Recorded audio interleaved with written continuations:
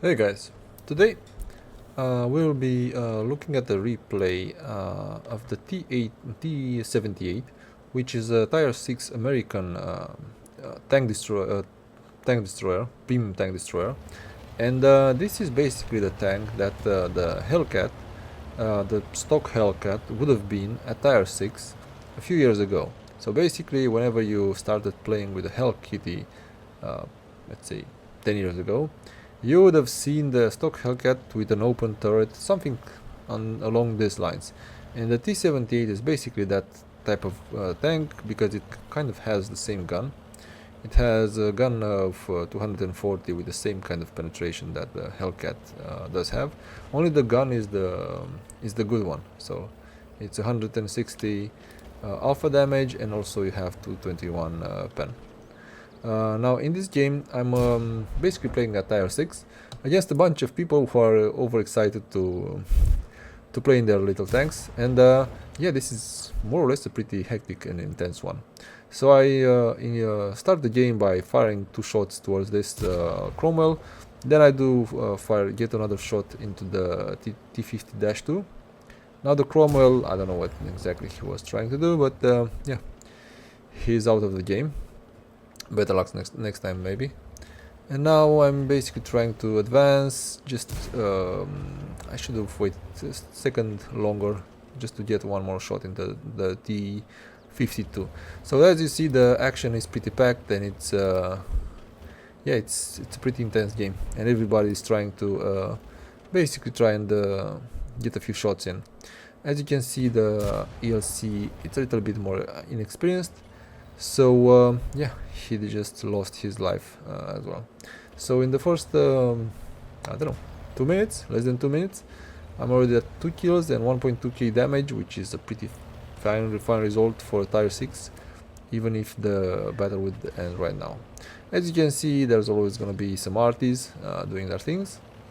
And now I'm going to the middle of the field and try and maybe provide a bit of fire support towards our guys, and also try and spot because I do have the binos.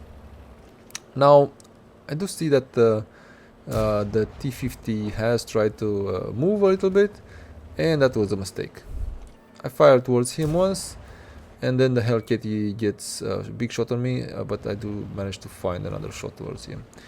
I don't have the reload to actually fire at the Chaffee, and now the RT is firing towards me. I try and dodge, but yeah, it's not gonna work. And I do end up with only 260 HP left in my tank. Now the Chaffee gets another shot towards me, and now I'm basically a one shot for most of the enemy team, which isn't great, by the way. So this is a pretty nice tank, but the main issue that it has is that it doesn't have any kind of HP. So if you're being spotted and you're not firing from the back, then this is a tank in which it's going to be pretty hard to actually do a lot of things, because you're not going to have the firepower to do so.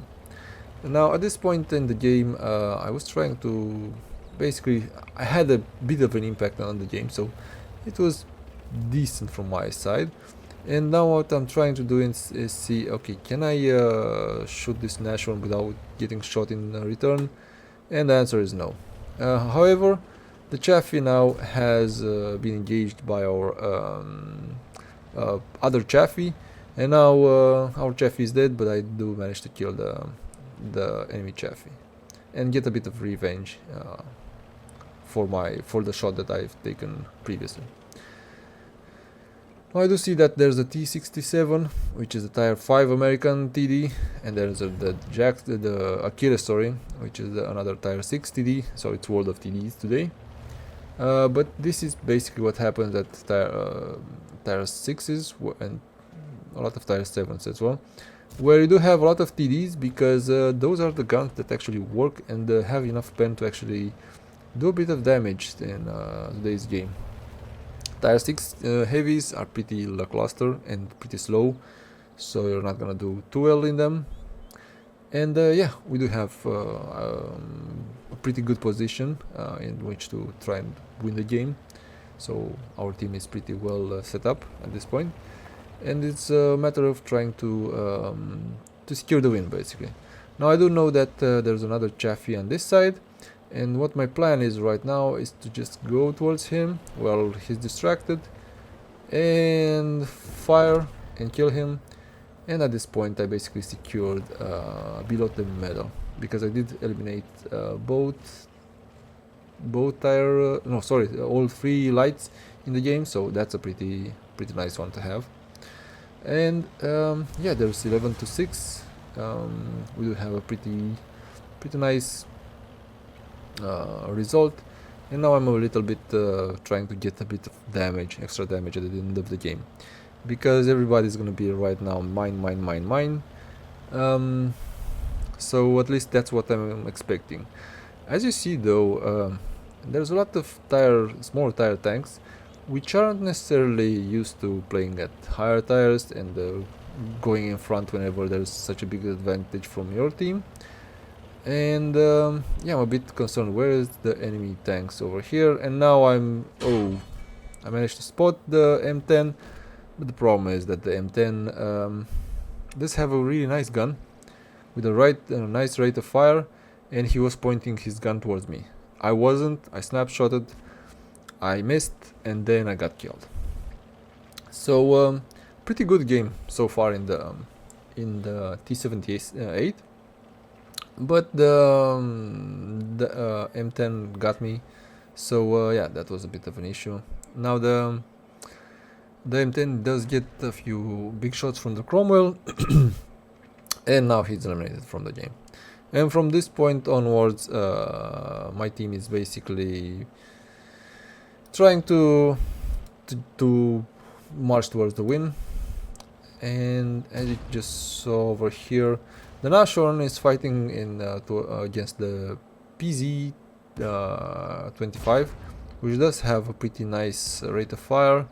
And now he's trying to push this Nashorn, but the Nashorn managed to get the final shot in. So yeah, it's a pretty clear win so far, and there's not much to be seen at this point, except for the fact that our guys are trying to get the arty. So with all that being said, I think that we can have a look at the end of the game, and then we'll go towards the final game stats. And yeah, it's shorter one today, but I do want to tell you about this little tank, because I think it's a pretty capable little tank. And Tire 6 is always fun, at least for me. Once in a while, when you're having a bad day at Tire 9 or Tire 10, especially at Tire 10 actually, then you should play your Tire 6s, because you don't have to take yourself too seriously and do good and get some good results. So yeah, let's go to the final game stats and go from there. So this battle was good enough for a mastery badge class 1 with an Adian's medal and a high caliber for 2.3k damage done. So although I did die in the battle, I did finish first on experience and also first on damage with the high caliber. As you can see, this is a pretty strong TD. I fired 14 shots, I hit 11 and penned 11, so it was a lower tire game, but yeah, even a TD which is not well armed and armored can work pretty nicely, especially due to the fact that this TD does have the fully traversable turret, and although the gun traverse isn't the greatest, it does have the same gun as basically the Super Hellcat and the Hellcat, almost 221 over here, and the average damage per minute isn't half bad, so it does work pretty nicely, especially if you do have a decent crew with some gunner armor and a bit of cola. It does have the same alpha damage, then, so basically the same gun as the Super Hellcat with 240 alpha. The rate of fire is pretty good. The gun reloads in around 6.7 seconds.